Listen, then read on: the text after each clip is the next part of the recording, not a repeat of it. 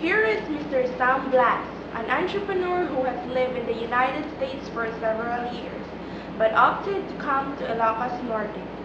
He is the perfect guy who can share about what Ilocano spirit is.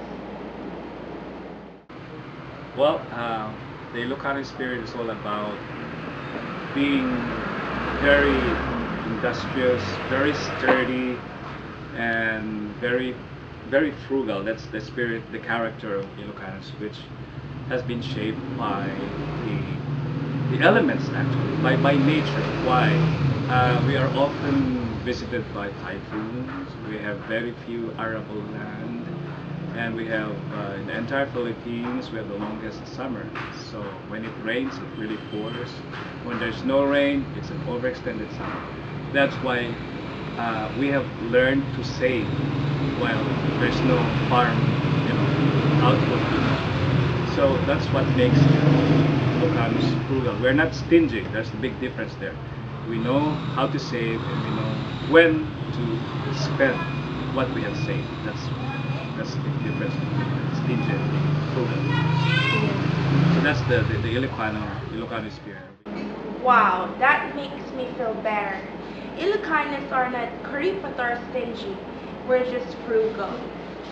Sir Sam has moved to say regarding the Ilocano character. He said we are strong and adventurous. We are also very adventurous because a lot of the forefathers went to Hawaii in search for greener pastures because, as I've said earlier, we don't have much of arable land. So we, in the entire Philippines, we went as far as Davao, in Mindanao, Bukidnon. I remember my aunt teaching there in Bukidnon, and yeah, so we are very adventurous people. And does he love Ilocano architecture and cuisine? Yes, because that's what sets us apart from the rest of Filipinos. We have our own identity. I think it's very distinct, and I'm very proud of that. Again, cuisine is part of the culture. We have a very distinct cuisine, very fresh because we gathered what is available practically in the backyard. And my friends in Manila, when I was a new transplant there, they said, para daw tayong mga kambing because we eat anything green, which is very true. Yan ang tabtaba, which is a lichen, nandyan ang patpatayok na you can see in the forest. You can forage anything green there basically. And there's a lot of things that we eat that they're not even familiar with, and that's I think that's a good thing. And they even kidded me that if there's a big war, we won't go hungry because we know what to look for when we are in the forest. He is really proud to be an Ilocano. I am proud to be an Ilocano, and I think that's a big selling point. I'm very much involved in tourism, and there is a big potential in earning a lot of money, creating jobs for kids like you. And why would they come to Ilocos? Because they want to experience, aside from the nice beaches that we have, they come to see the architecture, and we have World Heritage, as you very well know. The Poway Church is one of 4 churches that is listed in the UNESCO World Heritage, and they come for our cuisine and all that. That's why we have to keep on promoting everything that is Ilocano, which makes us very unique, and that's what people come here for. Is it true that he is the one who came up with pinakbet pizza? Yeah. Yeah. I thought of maybe reinventing or reconfiguring or I'm in search of a word that would best describe, what came to mind. I guess it's out there, but what I wanted to do is to showcase Ilocano cuisine in different light. And pinakbet has become very universal. Even the Kapampangans claim it to be their own, which is not so. It's ours, which will become more palatable to non-pinakbit eaters, and there's quite a few out there, and even children now of Ilocano heritage that don't like vegetables, but when it is used as a topping in our pizzas, they like it. They say, well, this is not vegetable, it's a pizza.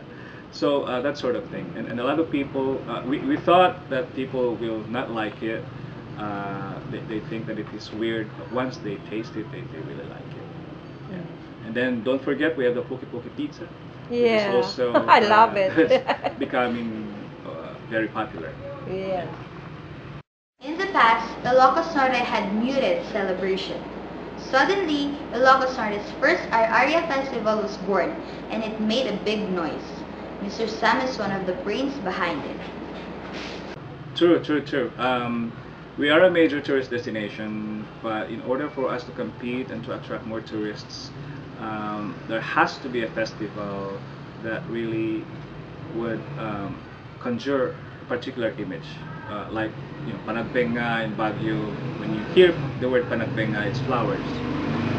When you hear Sinulog, it's about Santo Niño.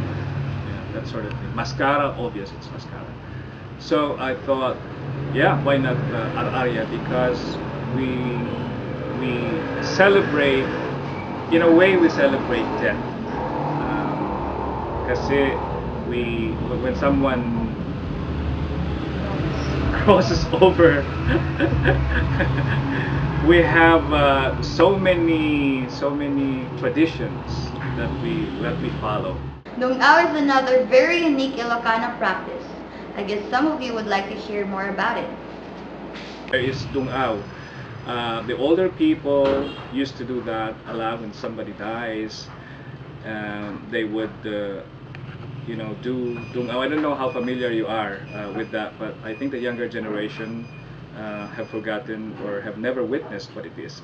That's why I talked to Richelle to maybe introduce that as an art form, which I believe it is an art form, because when I was growing up, I witnessed it, and it was fun actually watching them. Yes, they make you cry, but they also make you laugh.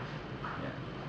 So the Aria is a festival that encompasses all those traditions that are attached to death.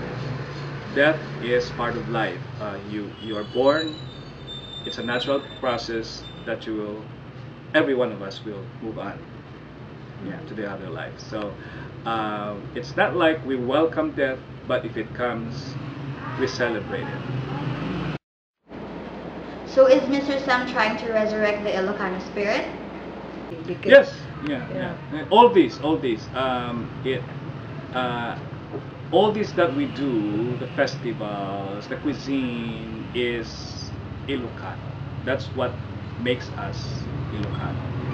And I think by continually doing this, we will never lose sight of who we are. That's what makes us proud. Don't forget, we have produced a lot of luminaries. Foremost, of course, is the former President Ferdinand Marcos. I think he was one of the best presidents ever. And he did a lot of things, good things. Let's not lose track of that. Can Sir Sam name some Ilocanos war na tanok? No. Sure. There's Ferdinand Marcos. There's Aglipay. There's Juan Luna, a great painter.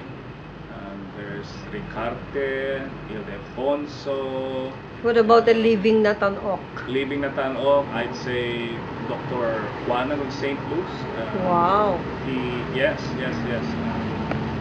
Managing two big world-class hospitals is no joke. Napanunutin? Okay, kasi check up price. Okay na 10.